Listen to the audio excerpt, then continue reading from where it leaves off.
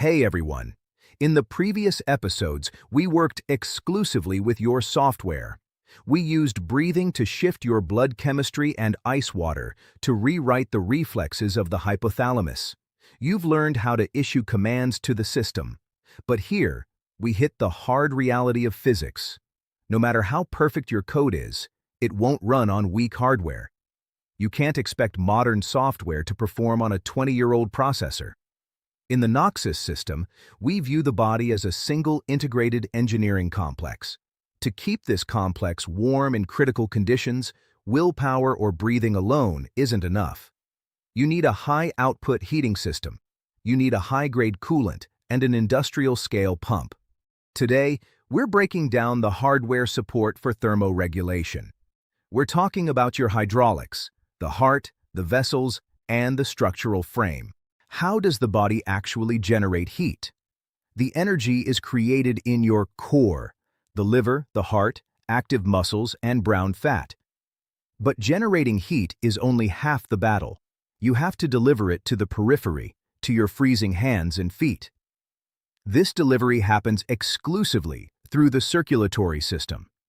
Your blood is the perfect coolant, and your vessels are a pipeline thousands of miles long. But to push thick, hot blood through capillaries constricted by the cold, you need immense pressure and volume. If your primary pump, the heart, is weak and untrained, it will simply fail the task. An untrained heart beats fast but moves tiny amounts of blood. Its output is just enough to maintain a basic life cycle in comfortable conditions. Out in the freeze, a pump like that gives up instantly, and the hypothalamus shuts down the periphery. To make your hardware capable of withstanding extreme cold, we need to increase the heart's stroke volume, the amount of blood it ejects with every single beat. And this is where most people make a critical error. They jump into sports hoping to get stronger, but they choose chaotic, high-intensity loads with jagged rhythms. We strictly exclude martial arts and high-impact extreme sports from our protocol. Combat sports don't just risk micro-trauma to the brain, the most sophisticated equipment in your terminal, they also force the heart to operate at extreme RPMs. When your heart rate redlines, the heart muscle doesn't have time to stretch. It just thickens inward, shrinking the chamber size. That's a path to heart failure, not health. Plus, one wrong move in extreme sports leads to torn ligaments and months of rehab. What we need is consistent system reliability, maximum uptime. In NOXUS, we use an engineering approach. Slow, deliberate work at a low heart rate. Jogging and long-distance swimming are the perfect calibration tools. By working at a low heart rate, you allow the heart chambers to stretch and fill to their maximum capacity. This is called L-hypertrophy. Your pump becomes high volume. It starts moving liters of hot blood without breaking a sweat.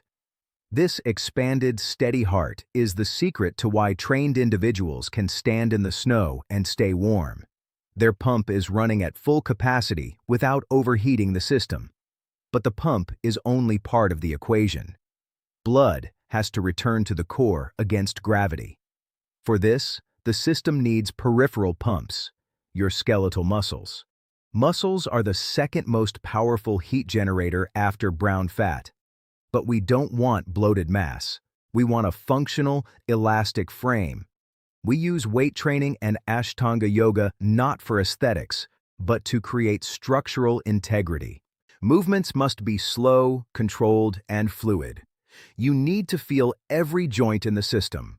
When you squat or hold a power asana, your muscles aren't just tensing, they're acting as hydraulic presses, helping the heart drive blood through the entire pipeline. Strong, elastic muscles create a thermal corset that traps internal heat and prevents it from leaking into the environment. The third component is the mitochondria, the literal nuclear power plants of our organism. These tiny organelles are so numerous they make up 5 to 10% of our body weight, and in some organs, that figure hits 40%. Their life cycle is short, 2 weeks to a month. And as you know, our body is an expert at cutting costs. If you skip 2 or 3 weeks of training due to injury or illness, your endurance craters because the body, sensing no demand, slashes the mitochondrial population to a bare survival minimum. Now, let's integrate all the elements of the NOXUS system. Imagine you're stepping out into the freeze. Your software, the breathing protocol from episode 2, has already shifted your blood chemistry to alkaline, prepping the tissues for an oxygen strike. Your sensors, calibrated in the ice from episode 3, remain calm, refusing to send a panic signal to the hypothalamus. And finally, your hardware, that powerful heart expanded by low-intensity work and a dense, muscular frame, begins to steadily pump hot blood all the way to your fingertips. You aren't fighting the cold anymore. You are functioning within it. Vasha Terminal is operating at peak efficiency, perfectly balancing heat generation and delivery. The physical base is the foundation. Without a powerful heart and clear vessels, no breathing practice will give you long-term results. You have to prep your pipes for high pressure. But what happens when the external cold becomes too much and your baseline heat isn't enough? How do you force start the furnace inside your gut? In the next episode, we'll break down the afterburner technique. We'll take elements of Shatkarmas, specifically Kapalabhati breathing, and combine them with muscle locks. We'll learn how to concentrate pressure in the solar plexus and spike your core temperature through internal compression alone. This is NOXUS. Your hardware is capable of more. It's time to turn it all the way up.